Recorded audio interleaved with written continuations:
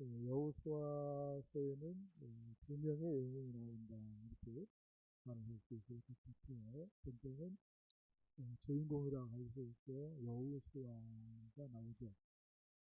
구약신앙 공동체의 리더였다라고 말을 할 수 있을 것 같습니다. 또 전투하는 공동체 이스라엘 하나님께서는 하나님의 군대 이렇게 얘기를 하지 않았습니까? 이 이스라엘을 이끌면서 전투에서 승리하면서 혁혁한 공로를 세우면서 그의 명성을 마지막에 높아지 갔죠. 누가 뭐라고 해도 이스라엘에서 1인자였다라고 얘기할 수가 있습니다. 이런 여호수아가 있고요. 그렇지만 우리가 한동안 잊었던 사람이 있습니다. 갈렙입니다. 갈렙. 12정탐꾼 사건이 있었고 그 이후로 하나님은 뒤로 돌아가셔서 이스라엘은 광야 생활이 시작이 되었죠. 그러면서 모세 후계자 여호수아는 좀 이름이 있었지만 갈렙은 사람들의 머리에서 잊혀져 있습니다. 그리고 갑자기 오늘 본문에 갈렙이 등장합니다. 45년 만에 등장이라고 얘기할 수가 있습니다. 45년 만에 등장해서 기업을 요구하게 되었습니다. 그런데요, 누가 봐도 여호수아와 비교해 보면은 유인자의 길을 걸은 갈렙이지만 참말로 하나님 보시기에 아름다운 사람이었겠다. 그런 생각을 해봅니다. 그리고 이렇게 말을 할 수 있습니다. 1인자도 귀하지만 2인자도 귀하다. 할렐루야. 세상에서는 1인자만 알아주고 대접해주고 최고로 생각하죠.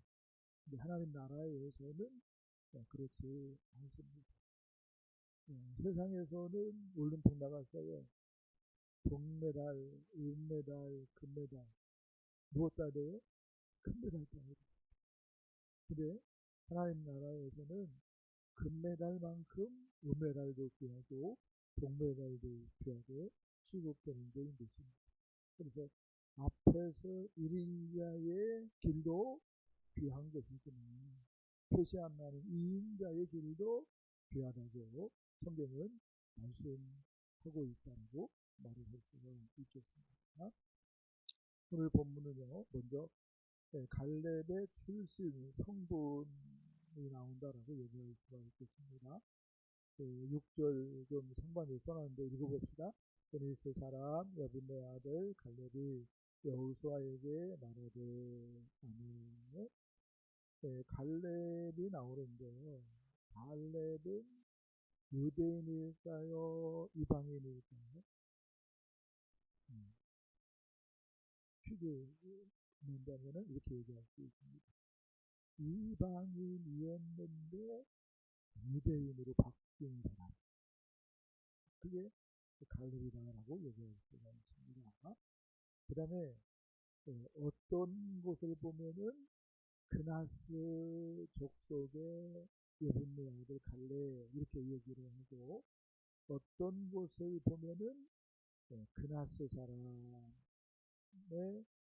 아들 여분네 아들 갈렙 이렇게 얘기를 합니다. 이런 질문을 해야 됩니다. 그니스가 맞을까? 그나스가 맞을까? 참고로 조사를 좀 해봤는데요. 그니스 사람은 3번 나옵니다. 성경에. 누구를 소개하는데 갈렙을 소개하는데 그니스 사람 여분네의 아들 이렇게 그니스 사람으로 소개하는 그니스 족속 혹은 그니스 사람 이렇게 소개하는 것이 3번입니다. 그런데 그나스 사람은 9군데가 됩니다. 9번 나옵니다. 그러면은 3대 9. 그러면은 민주주의는 다수결 원칙이잖아요. 그러면은 어떻게 하는 것이 맞을 것 같아요? 그나스가 맞을 것 같은데 성경의 히브리어를 보면은 드니스가 맞습니다. 드니스. 왜 그런가 할 때에 드니스는 가나안 땅 혹은 그 근처의 한 지역 또는 족속의 이름일 수가 있습니다. 반면에 그나스는 갈렙의 아우의 이름일 수 있습니다. 또는 그 자손 중에 하나를 지칭을 합니다. 그렇기 때문에 이렇게 말을 해놨죠. 드니스 사람 여분의 아들 갈렙 이렇게 말을 해야 합니다. 히브리어는 그러거든요. 번역을 좀 보다가 에? 번역하는 분들이 킹제임스를 비롯해서 영어 성경을 좀 보다가 참고하다가 그나스 사람으로 이렇게 몇 군데 오역을 했습니다. 그 오역을 했으면 개혁판이 그렇게 오역이 되었으면은 개혁 배경 바꿀 때 어떻게 해야 돼요? 바로 잡았어야 맞는데 바로 잡지 않았습니다. 바로 잡지 않았습니다. 그러니까 이렇게 얘기할 수 있어요. 성경이 영감되었다라고 말을 하는데 성경이 영감된 줄 믿습니다. 할렐루야. 성경이 영감되었다 이렇게 말하는데 히브리어 원어 원본이 영감된 것이지 사본이나 번역본들은 영감되지 않았다라고 보는 것이 맞습니다. 그렇지만 그것도 하나님의 은혜 가운데 하나죠. 여러 사본들이 있는 것도 은혜고 여러 번역본을 참고할 수 있는 것도 은혜고 은혜다라고 얘기할 수 있을 것 같습니다. 자, 그 다음에 갈렙은요 유다 지파 heb스론의 딸과 그니스 사람 여분네가 여분네 벤네 그런 생각이 날지 모르겠는데 남자 이름이에요. 갈렙의 아빠가 여분네입니다. 결혼해가지고요 갈렙이 나온 것입니다. 역대 상 2장에 보면 그런 얘기가 나옵니다.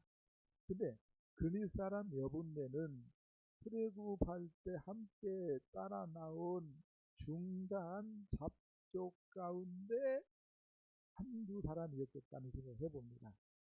많은 잡족들이 따라 나왔습니다.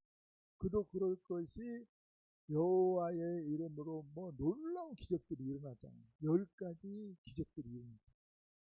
그런 것을 보면서 오음매 이스라엘의 하나님 여호와가 진짜 신이구나 해가지고 따라붙은 사람들이 굉장히 많았습니다. 이것을 성경은 중다한 잡족으로 이렇게 표현을 하는데 그 중다한 잡족 가운데 몇몇일 수 있겠다. 누가요? 그리스 사람 여분네를 비롯해서 갈렙의 조상들이 그렇게 얘기할 수가 있겠습니다. 여분네의 뜻은 돌아서다라고 하는 말입니다. 그러니까 우상 섬기다가 여호와께로 돌아선 것입니다. 이름처럼 우상 섬기다가 이방 족속이었는데 유다 지파로 귀순하였다라고 말을 할 수가 있겠습니다. 그러니까 아버지를 잘 둔 거죠. 아버지를 잘 둔 거죠. 모르겠어요. 갈렙 때문에 영향을 받아가지고 아버지 여분네가 귀순을 했는지 하나님께로 아니면은 아버지 여분네로 인해서 갈렙이 믿음이 더 굳건해졌는지 모르겠어요. 먼저 여분네가 철저한 신앙을 갖고 신앙 교육을 잘 시켜서 갈렙이 이렇게 위대한 사람이 되었는지 아무튼 모르겠어요. 그건 그렇고요. 갈렙이라고 하는 이름의 뜻은 1차적으로는 개라고 하는 말이 있습니다. 유대인들은 히브리 사상에서 개는 좋은 의미예요, 나쁜 의미예요? 나쁜 의미죠, 나쁜 의미. 불교라고. 근데 근데 갈렙 스스로는 개가 어때서 그렇게 생각한 것 같아요. 개가 얼마나 주인에게 충성하는데 그런 생각을 갖고 여호와께 충성한 사람이 누구다? 갈렙이다라고 얘기할 수 있죠. 그랬더니 개인데 뭘로 비춰지는 거예요? 사자. 하나님께 충성했더니 나는 개야라고 생각해서 하나님께 충성했더니 사람들의 눈에는 뭐로 비춰지는 거예요? 사자 새끼로 비춰집니다. 이게 놀라운 축복이라고 얘기할 수가 있습니다. 예, 갈렙이라고 하는 말에 두 가지 뜻이 있는 거예요. 이렇게 개 혹은 사자 새끼. 근데 갈렙은 하나님께 충성했더니 개라고 생각하고 충성했더니 사람들이 사자 새끼로 불렀다. 사람들의 눈에 사자 새끼로 비춰졌다. 이렇게 얘기할 수가 있겠죠. 그래서 갈렙을 보면서 로마서 14장 18절 말씀이 생각났어요. 읽어보겠습니다. 그리스도를 섬기는 자는 하나님을 기쁘시게 하며 사람에게도 칭찬을 받느니라. 아멘. 정말로 하나님 붙들고 살면은 기쁨이 있고 하나님께서도 기뻐하시고 그 다음에 사람들이 뭐 한다고요? 칭찬하게 됩니다. 아멘. 자, 두 번째 말씀 보겠습니다. 10절, 11절, 12절 한번 읽어보겠습니다. 시작. 오늘 내가 85세로 돼 모세가 나를 보내던 날과 같이 오늘도 내가 여전히 강건하니 내 힘이 그때나 지금이나 같아서 싸움에나 출입을 감당할 수 있으니 그날의 여호와께서 말씀하신 이 선지를 지금 내게 주소서. 당신도 그날에 들으셨거니와 그곳에는 아낙 사람이 있고 그 성읍들은 크고 견고할지라도 여호와께서 나와 함께 하시면 내가 여호와께서 말씀하신 대로 그들을 쫓아내리이다. 아멘. 네, 민수기 13장 말씀을 보면은 10명의 정탐꾼들이 우리는 스스로 보기에 메뚜기 같으니 가나안 그 부족들이 볼 때에도 그와 같은 것이다. 그러므로 애굽으로 돌아가야 된다.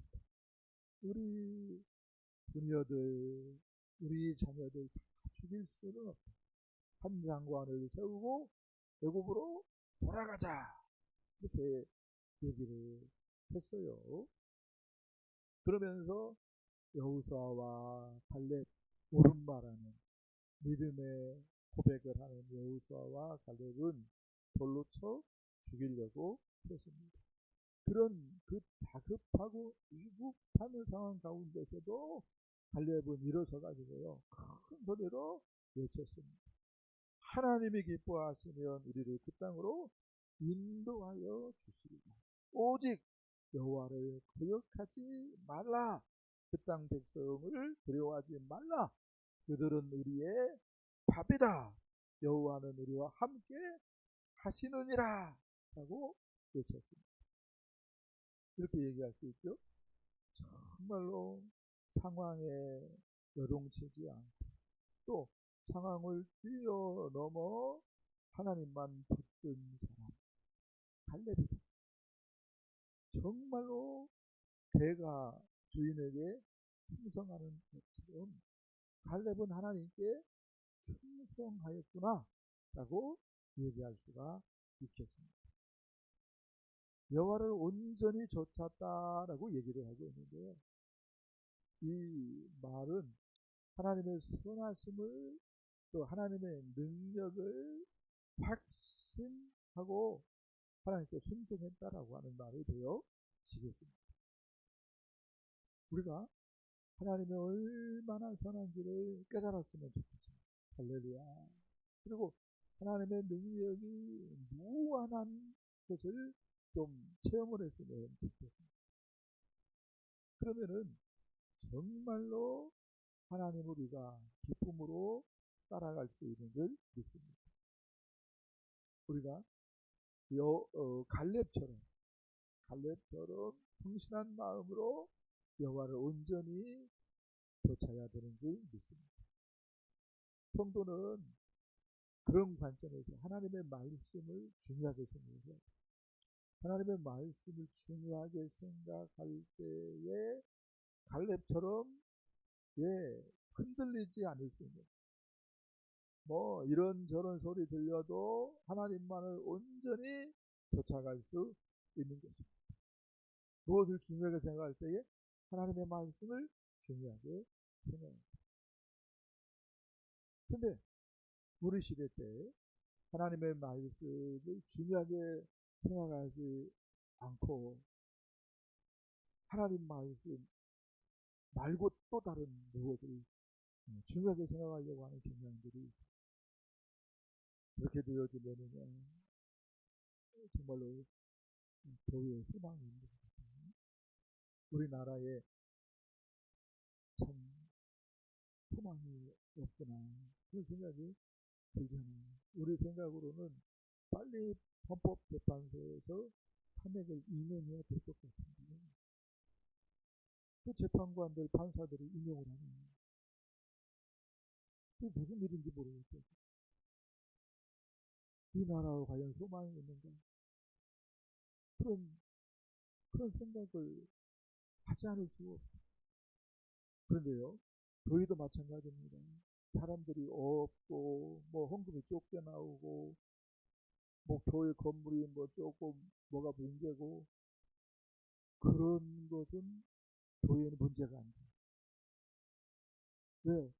우리 믿음의 선지자들은 카타콤에서도 믿음 생활했잖아요. 근데 뭐가 문제냐면요. 하나님의 말씀을 등한시하는 것. 하나님 말씀 제껴 놓는 것. 이러면은 교회는 소망이 있는 것. 깨닫기를 바랍니다. 그래서 우리는 하나님의 말씀을 중요하게 생각을 해야 되고, 그래서 세상의 다수가 아니라 하나님의 말씀을 따라가야 되는 줄 믿습니다. 아멘. 사냥개가 사냥감을 물었어요. 그러면 놓아줘요? 안 놓아줘요? 결코 안 놓아줘요.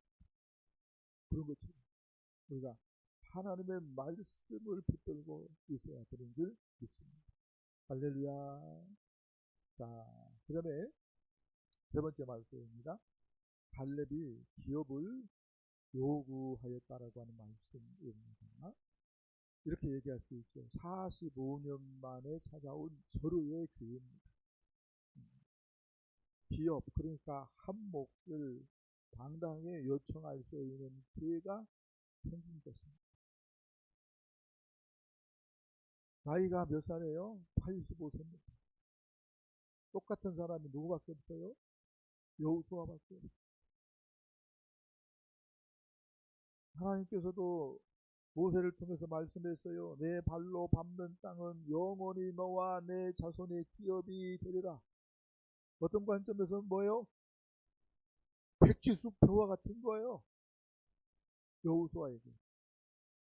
그것을 주장할 수 있는 교회가 지금 눈앞에 펼쳐진 거예요.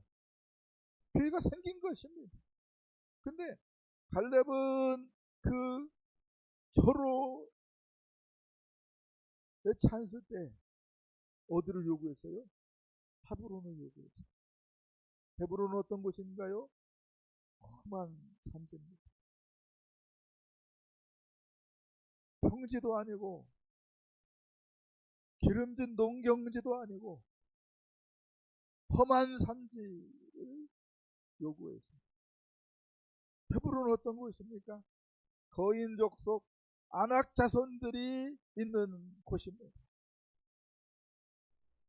성은 크고 성벽은 높아서 정복하는 것이 너무너무 어려움. 그래서 어느 누구도 팔 걷어붙이고 나서려고 하지 않는 것, 그것이 헤브론입니다. 나이가 가장 많은 늙은이인데 헤브론을 달라고 여기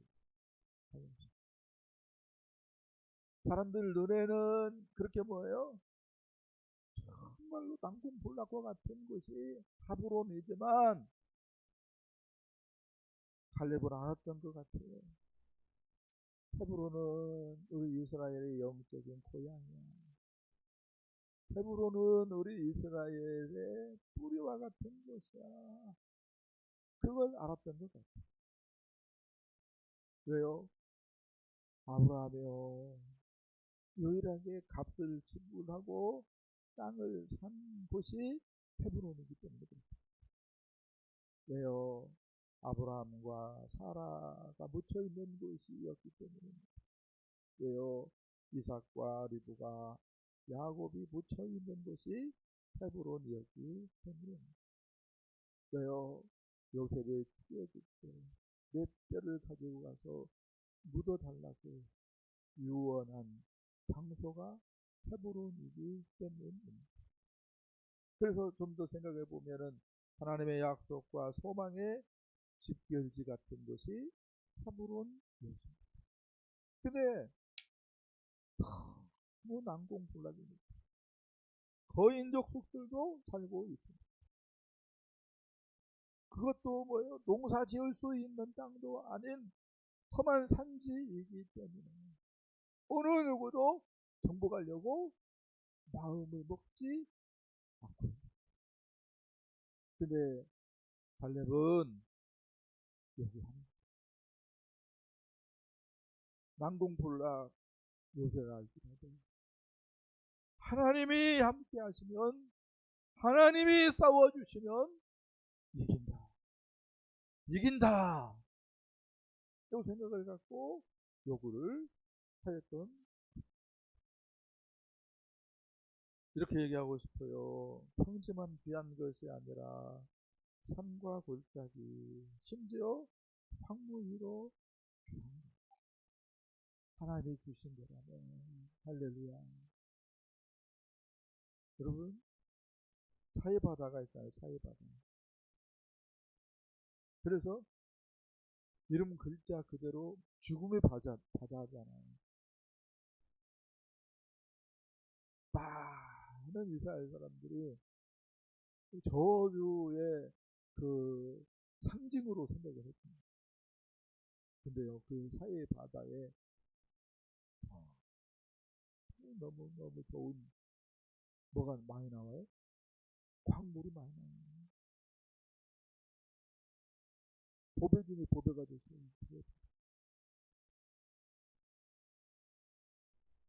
하나님이 주신 것은 나쁜 것이 없습니다.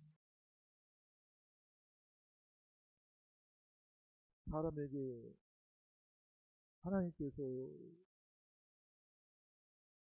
해로운 것은 안 주셨습니다. 우리가 몰라서 그렇지. 그래서 옛날에는 맹장은 없어져야 된다 이렇게 생각을 했는데 지금은 맹장 있어야 돼요? 없어야 돼요? 있어야 된다고 하잖아요. 맹장이 없으면 안 된대요. 우주에 못 간다. 맹장이 있어야 된다. 하나님 주신 것은 뭐예요? 다 뜻이 있는 거예요. 할렐루야. 그래서 하나님 주신 것은 다 선한 거요. 하나님의 선한 분이기 때문에 할렐루야. 그래서 우리 생각으로는 평지만 좋은 것 같은데 아니에요. 험한 산지도 하나님 주신 것은 좋은 것이고, 아멘. 그래서 이 헤브론이 나중에 어떤 곳이 되죠? 예루살렘이 되어지잖아요. 할렐루야. 하나님이 주신 것은 다 좋은 거다.